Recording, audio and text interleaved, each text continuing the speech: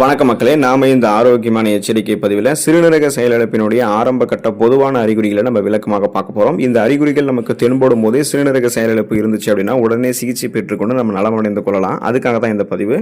சிறுநீரக பாதிப்பு அப்படின்றது இன்று பொதுவான பிரச்சனை ஆகிடுச்சு. வயதானவர்களை மட்டுமே தாக்கி இருக்கக்கூடிய இந்த நோய் இப்போ இளைஞர்களையுமே அதிகமாக பாதிக்க தொடங்கிடுச்சு. இதுக்கான காரணம் என்னன்னா, சிறுநீரகம் நமக்கு செயலிழந்தா பொதுவாக அறிகுறிகள் நமக்கு முன்னாடியே தெரியாது, தாமதமாக தான் தெரிய ஆரம்பிக்கும். இதனால தான் நமக்கு இந்த கிட்னி அதிகமாக ஃபெயிலியர் ஆகிடும் போது நமக்கு அது உயிரையே பாதிக்கக்கூடிய அளவுக்கு நம்மளை கொண்டு போய் விட்டுருது. இருந்தாலுமே நம்ம ஒரு சில பொதுவான அறிகுறிகளை வச்சு நம்ம என்ன பண்ணலாம் அப்படின்னா, நமக்கு சிறுநீரகம் செயலிழந்து போயிருக்கு அப்படின்றத கன்ஃபர்மேஷன் பண்ணிக்கலாம். ஸோ அந்த அறிகுறிகள் என்ன அப்படின்றத விளக்கமாக பார்ப்போம். அதை பற்றி பார்க்கறதுக்கு முன்னாடி இந்த வீடியோவுக்கு மட்டும் ஒரு லைக்கை கொடுத்துட்டு இந்த தகவலை உங்களுக்கு தெரிஞ்சவங்களுக்கும் ஷேர் பண்ணிடுங்க. ஏன்னா இது அவங்களுக்கும் பயனுள்ளதாக இருக்கக்கூடிய ஒரு ஆரோக்கியமான பதிவு தான். இது போன்ற அப்டேட்ஸ்கள் நீங்கள் தொடர்ந்து பார்க்கறதுக்கு நம்மளுடைய ஹெல்த் நியூஸ் தமிழ் சேனலை மறக்காமல் சப்ஸ்கிரைப் பண்ணி வச்சுக்கோங்க. பக்கத்தில் இருக்கக்கூடிய பெல் பட்டனையும் கிளிக் பண்ணி ஆல் அப்படின்ற ஆப்ஷனையும் செட் பண்ணி வச்சுக்கிட்டீங்க அப்படின்னா நாங்கள் போடக்கூடிய எல்லா அப்டேட்ஸும் உங்களுக்கு நோட்டிஃபிகேஷன் அடிக்கடி சேரும். சரிவாங்க மக்களே, இப்போ வீடியோக்குள்ளே போயிடலாம். அதீத உடல் சோர்வு மற்றும் கவனமின்மை உங்களுக்கு இருக்குது அப்படின்னா அது சிறுநீரகம் செயலிழந்து போனதுக்கான ஆரம்ப கட்ட அறிகுறியாக கூட இருக்கலாம். ஸோ நீங்கள் செக் பண்ணிக்கணும். சிறுநீரகத்தினுடைய செயல்பாடுகளில் தொய்வு ஏற்படக்கூடிய காரணங்களால் உடலில் இருக்கக்கூடிய நச்சுக்கள் மற்றும் அசுத்தங்கள் அதையெல்லாம் என்ன பண்ணணும் அப்படின்னா சுத்திகரிக்கப்படாமல் நம்மளுடைய ரத்தத்தில் போயிட்டு கலந்துரும். ஏன்னா நம்மளுடைய உடம்புல இருக்கக்கூடிய கழிவுகள் இது எல்லாமே பார்த்தீங்கன்னா அந்த நச்சுக்கள் எல்லாமே சிறுநீர் வழியாக நமக்கு சிறுநீரகம் தான் வெளியேற்றும். ஸோ அப்படிப்பட்ட அந்த சிறுநீரகத்தினுடைய செயல்பாடுகள் கொஞ்சம் தொய்வு ஏற்படுது அப்படின்னா அந்த கழிவுகள் எல்லாமே ரத்தத்தில் போயிட்டு கலந்துறதால அனீமியா என்று சொல்லக்கூடிய ரத்த சோகை நோய் ஏற்பட்டு நீங்கள் எப்போதுமே அதீத சோர்வாகவும் பலவீனமாகவும் கவனமின்மையாகவும் இருப்பீங்க. எந்த விஷயத்துலையுமே கவனம் செலுத்த முடியாமல் உங்களால் போகலாம்.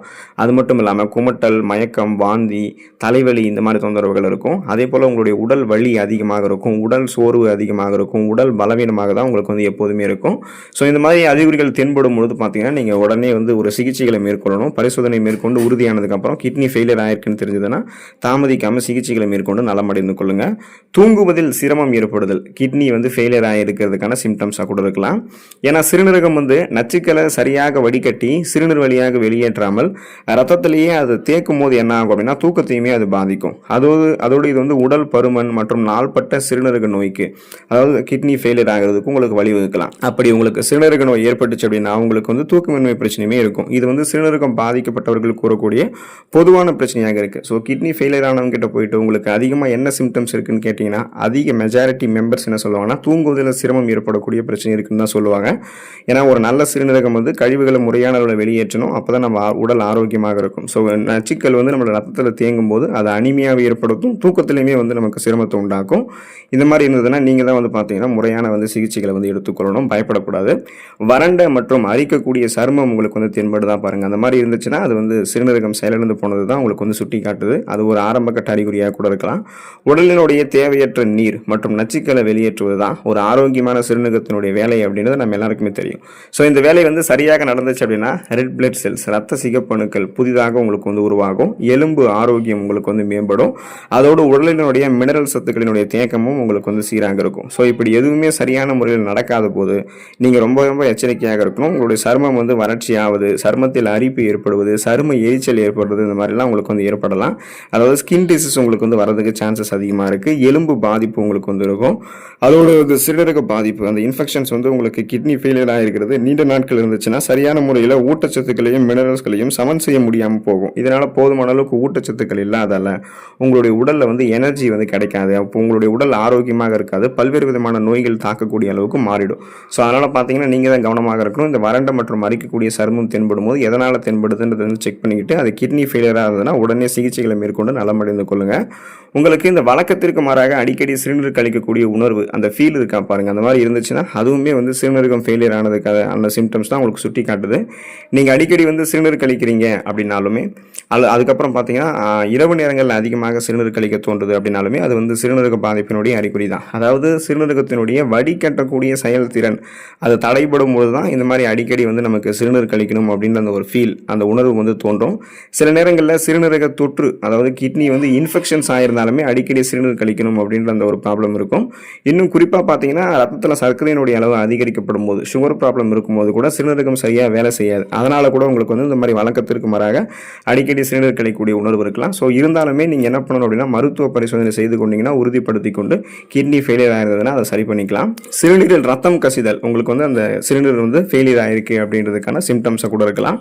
ஒரு ஆரோக்கியமான சிறுநீரகம் என்ன பண்ணணும் அப்படின்னா, ரத்தத்தில் இருக்கக்கூடிய நச்சுக் கழிவுகளை மட்டுமே வெளியேற்றி, உடலில் இருக்கக்கூடிய நச்சுக் கழிவுகளை மட்டும்தான் அதை வந்து வெளியேற்றணும். ரத்தத்தில் இருக்கக்கூடிய அந்த செல்களை வந்து வெளியேற்றக்கூடாது. அப்போ பார்த்தீங்க அப்படின்னா, நச்சுக்களை மட்டும் சிறுநீர் வழியாக வெளியேற்றாமல், சிறுநீரகத்தினுடைய அந்த வடிகட்டக்கூடிய செயல்திறன் தடைபடுறதால சிறுநீர் வழியாக ரத்த செல்களையுமே கசிய வைக்க ஆரம்பிக்கும். அப்படி நீங்கள் சிறுநீர் கழிக்கும் போது ரத்தம் வருவது போல தென்பட்டுச்சுன்னா, எச்சரிக்கையாக உடனே நீங்கள் வந்து தாமதிக்காமல் மருத்துவரை அணுகணும். ஏன்னா இது வந்து ஒரு கிரிட்டிக்கல் ஸ்டேஜை வந்து குறிப்பிடுது.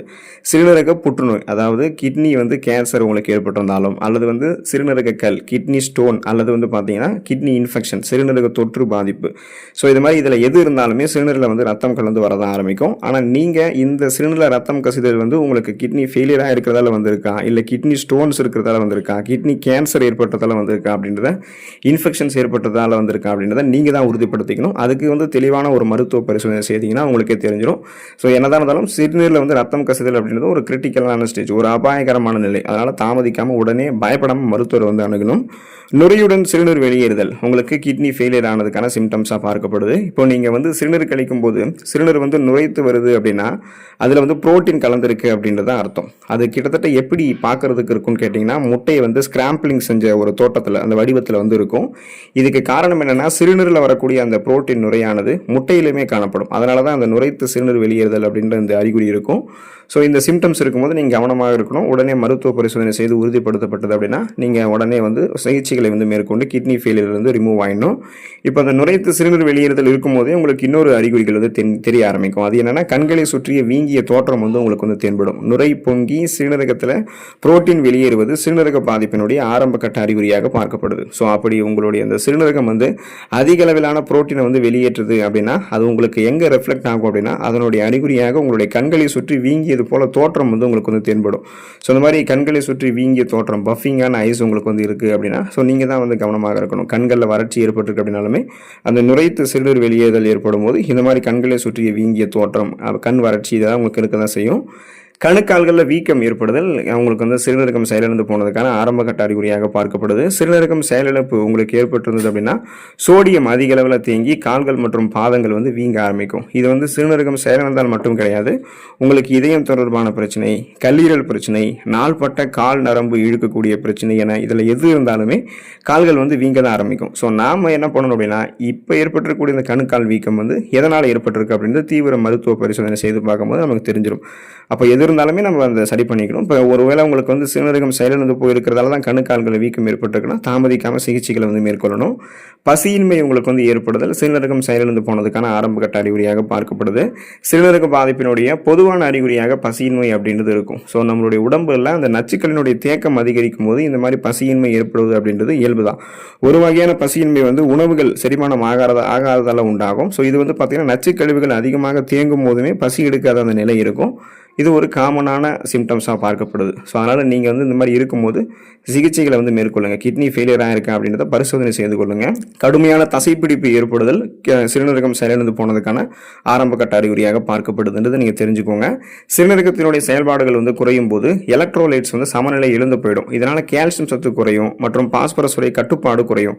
இதன் காரணமாக தசைப்பிடிப்பு உங்களுக்கு வந்து அடிக்கடி ஏற்படுங்க. ஸோ அப்போ பார்த்தீங்க அப்படின்னா தசைகளில் இருக்கக்கூடிய இறுக்கங்கள், தசைகளில் இறுக்கம் அப்பப்போ ஏற்படுறது, தசை வலி உண்டாதல், தசை பிடிப்பெல்லாம் ஏற்படும். ஸோ இது மாதிரி ஏற்பட்டுச்சுன்னா அடிக்கடி நமக்கு தான் பாதிப்பு இருக்கும். அதனால் இந்த மாதிரி இருக்கக்கூடாதுன்னா இது மாதிரி அறிகுறிகள் தென்படும் போது உடனே சிகிச்சை பெற்றுக்கொண்டு நலமடைந்து கொள்ளுங்கள். கிட்னி ஸ்டோன், அதாவது உங்களுக்கு வந்து கிட்னி ஃபெயிலியர் ஆகிறது, சிறுநீரகம் பாதிப்பு ஏற்பட்டது ஒரு சாதாரணமான விஷயம் கிடையாது. அது ஒரு காம்ப்ளிகேட்டட் கழிவு நீக்க மண்டலமே பாதிக்கப்படுது அப்படின்னா நச்சு கழிவுகள் ஒட்டுமொத்தமாக நம்மளுடைய உடலில் தேங்கி அது நம்மளுடைய உடலுக்கு பல்வேறு விதமான தீமைகளை கொடுக்கும். ஸோ நாம் இந்த அறிகுறிகள் தென்படும் போதே அதிலிருந்து விலகிக் கொள்வது நல்லது. உடல் நலத்தை ஆரோக்கியமாக பராமரித்துக் கொள்ளுங்கள். அடுத்த ஆரோக்கியமான பதிவில் மறக்காமல் சந்திப்போம். நன்றி மக்களே.